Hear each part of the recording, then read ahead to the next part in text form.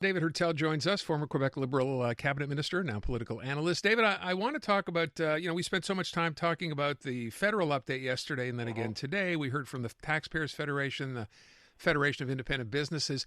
With respect to that, I don't know if you happen to hear any of that, but the complaint or the disappointment, I guess, for the Quebec Federation of Independent Businesses is that there's really nothing in this budget for them, right? Right. Mark Carney has done a lot to talk about, big Canada, Canada strong, which, I guess basically deals with the biggest corporations in this country, perhaps, but nothing for independent businesses. But in Quebec today, the new premier, Christine Fréchette, actually took a step in that direction. And I got to say, this move by Christine Fréchette and what's been going on for the last, say, 10 days since she basically became premier officially, something's happening that is very interesting and quite a shift when you compare to the last Legault years. Because as you said, what Christine Fréchette announced today, so Quebec's economy is basically a small and medium-sized business economy. 2/3 of all businesses in Quebec have less than 250 employees. And if you hike the definition up, because it varies sometimes to less than 500 employees, it's like 99% of businesses have less than 500 employees. So that's what drives basically Quebec's economy and a lot of Canada's economy as well. And so to give a $5,000 tax rate, it may not seem like a lot, but these companies have been struggling. If you're a small business, if you have like 2 to 10 employees, 15 employees, and you go on and on and on, $5,000 is a lot of money. It could be 1 month's rent for these companies, and it means something. But I think the fundamental shift here, and while you're right, yesterday we were hearing more again about the fundamental shifts in the Canadian economy, and it was more big picture stuff and big think. This move by Christine Fréchette, I was thinking when I heard this, I've been thinking about this all day. I don't remember in the last few years when François Legault, with an announcement, shifted the debate towards a positive announcement from him. This hasn't happened basically since the 2022 election, Aaron. And you can tell that this is happening because the Liberals and the PQ have been reacting and criticizing the measure. So that means you have the initiative in political communication. That's a lot. You're shifting momentum. You're not on the defensive. So she starts off, when she became premier, she starts off with the $5,000 break for the welcome tax. Right. She makes a deal with the specialists. She announces $700 million for Maisonneuve-Rosemont, which was a huge irritant. And now she is saying, look, basically the heart and lungs of Quebec's economy is suffering. I'm recognizing the suffering, and I'm going to do something for you right away. I'm giving you money that you can use now. And so this is shifting. I'm not saying that it changes everything and she's heading towards re-election, but in terms of political communications, to see both Paul Saint-Pierre Plamondon and Charles Milliard, who both have been stuck in anything but the economy over the last 10 days. Paul Saint-Pierre Plamondon has been stuck on identity issues and being criticized for telling women to stay home. There's a whole debate on that, stay home and make babies, which is not exactly what he said, but he's being criticized by some people for insinuating that. Same thing, insinuating that we're opening the door to fundamental Islam. And there's all debates around that with him. Charles Milliard, as we know, since the back and forth on 96, he hasn't been really present. And Éric Duhem is talking about toxic federalism in his book, and courting the Bernard Drinville nationalists in the regions. And so Christine Fréchette right now is the only person talking to people about real issues right now having to do with the economy. And she's, for the first time, I haven't seen François Legault do this in years. For the first time in years, the CQ has an issue and is leading the agenda and forcing the rest of the political class to react, and not being in a critical move and not being in a backtracking fashion. David, is there mention of how much this tax break announced today for small businesses would cost? What's it worth? Do we know? It's $630 million over 5 years. Okay. So it's part of that. Remember that $1.3 billion over 5 years that Éric Girard set aside for whoever in his budget, for whoever would succeed François Legault.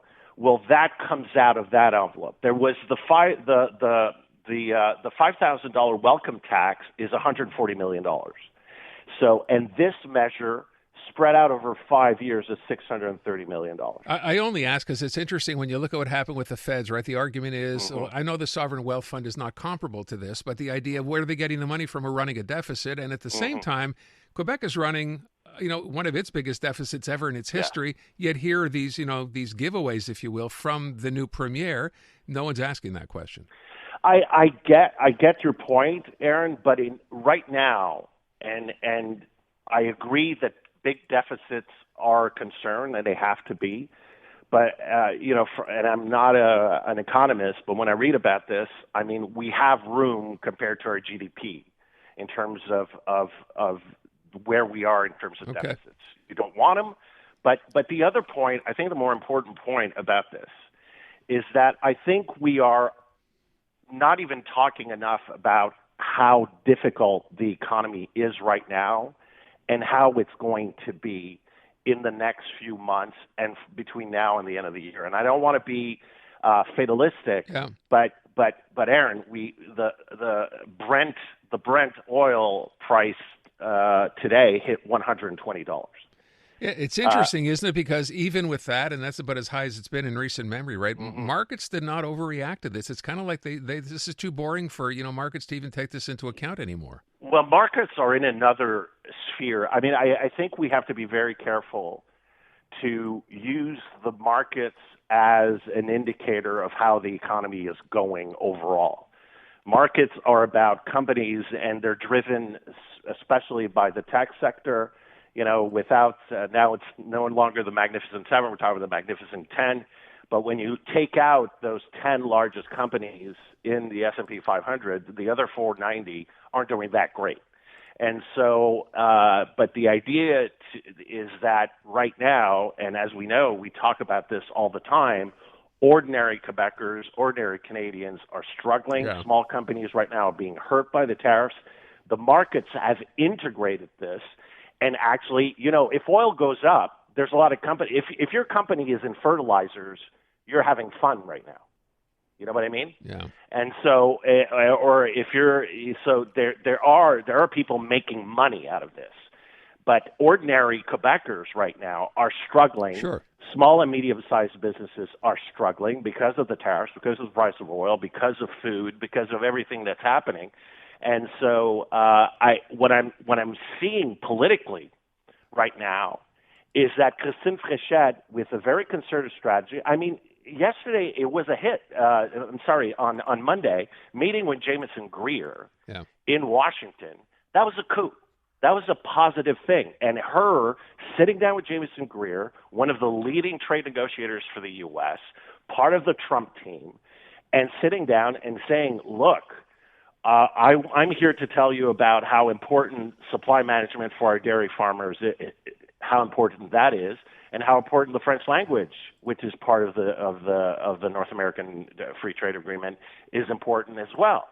So CUSMA, and she comes out as talking about issues that are connecting, so it gets through the noise.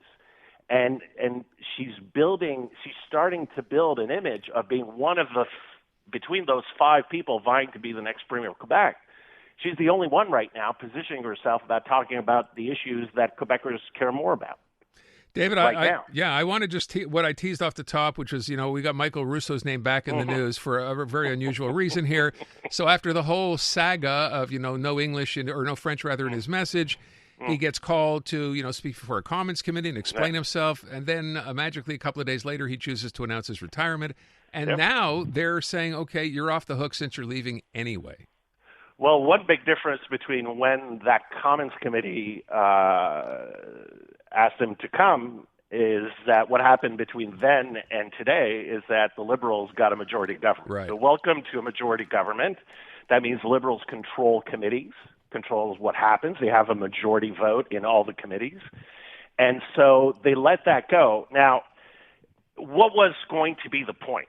I mean, he is leaving. And so it was going to be a complete clown show to have him, especially I could imagine. Can you imagine the Bloc MPs interviewing Michael Russo in French? It would have been a show. So all I can think about is that this announcement, and Aaron, I don't believe in coincidences in politics, but yesterday in the update, one of the measures was the fact that the government has now will create an independent body to get rid of the 100,000 plus complaint backlog of the Canadian Transportation Board with regards to complaints for the airlines. Mm-hmm. And so that is something that for years people have been asking for, consumers, everybody's been asking for. We need this. In Europe, countries have that. And finally, that gets done. Obviously, you can suppose that the Air Canada and the other, and the other few airlines in Canada were opposed to that. There must have been some horse trading here, some calls back and forth, about how that's going to be set up, and also just ending the whole Michael Russo controversy. It's eerily strange that all of this gets settled in the same 24, 48 hours that this is announced in the budget update. I would think even with that announcement, about, we're going to handle these claims they've been piling up, I think no one's holding their breath. No one's waiting for a check. No, I agree, but it's a move. Even that, under the Trudeau administration, people were asking for this and talking about the need for this, and nothing was moving. And now finally something is moving. And again, I think the fact that Michael Russo finally, decided to leave, also rendered, the show before a Commons Committee completely useless.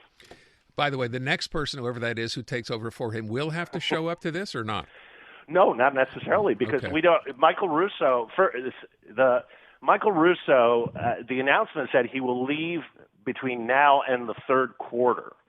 And so, and we don't know if a successor is named yet. And it's not, and we understand from what we've seen from Air Canada is that the next CEO of the company has to be bilingual. Yeah. I know who wants that job, frankly. I'm sure there are probably some people out there who are very well qualified. Hey, for 12, 14 mil, I'd take it. Yeah, all right. Well, good to know. You know what I'm saying? I'll put your name in. David Heurtel. David, thank you. All right, Adam. Hello, Canada. This is Bryan Adams Radio. Hosted by Bryan Adams himself. We'll play a few of mine, a ton of my favorites, and some must-hear behind-the-scenes stories from the world of rock and roll. One thing about doing rock and roll so long is you end up meeting a lot of the people that you admire. Sometimes you even get to work with them. It's only love, and that's all. Bryan Adams Radio. Now available on the free iHeartRadio app. Everybody